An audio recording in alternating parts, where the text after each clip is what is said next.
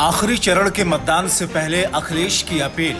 अपने नेताओं और समर्थकों को अखिलेश का संदेश, बीजेपी के भ्रम में न आए, वोट करें, मतगणना में डटे रहें। आखिरी चरण के चुनाव के ठीक पहले अखिलेश यादव अपने नेताओं, प्रत्याशियों और समर्थकों से खास अपील कर रहे हैं, या यूं कहें कि दूसरे तरीके से अखिलेश बीजेपी और मीडिया पर चुनाव और नतीजे पर जनता को भ्रमित करने का आरोप लगा रहे हैं, क्योंकि अखिलेश ने जो कुछ कहा उसका तो यही मतलब निकल रहा है। अखिलेश अपने सहयोगियों, नेताओं, प्रत्याशियों और समर्थकों को 1 जून को मतदान के दिन और 4 जून को मतगणना के दिन सजग, सतर्क और डटे रहने का संदेश देते हुए अपने एक्स हैंडल पर लिखते हैं, प्रिय कार्यकर्ताओं, पदाधिकारियों और प्रत्याशियों, मैं आज आपसे एक बेहद ज़रूरी अपील कर रहा हूं। आप सब कल वोटिंग के दौरान, साथ ही मतगणना खत्म होने के दिन जीत का सर्टिफिकेट मिलने तक पूरी तरह से सजग, सतर्क, सचेत और सावधान रहिएगा।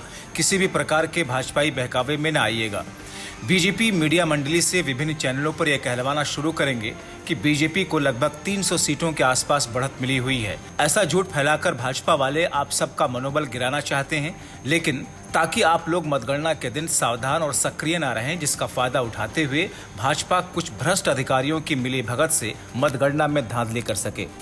आप लोग किसी भी भाजपाई एग्जिट पोल के बहकावे में नहीं आए और पूरी तरह से चौकन्ना रहते हुए अपना आत्मविश्वास बनाए रखते हुए डटे रहें और जीत के अपने मूल मंत्र मतदान भी सावधान भी को याद रखते हुए जीत का प्रमाण पत्र लेकर ही संविधान, लोकतंत्र और देश की जनता की जीत का उत्सव मनाएं।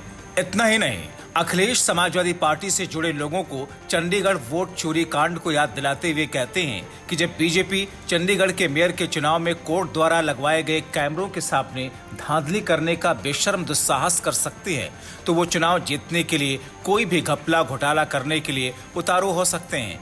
इसलिए ये सजगता जरूरी है। अखिलेश की अपने लोगों से इस अपील और बीजेपी पर गंभीर आरोपों पर बीजेपी समाजवादी पार्टी पर पलटवार करते हुए कह रही है कि हार से पहले ही यह हार की खींच मिटा रहे हैं।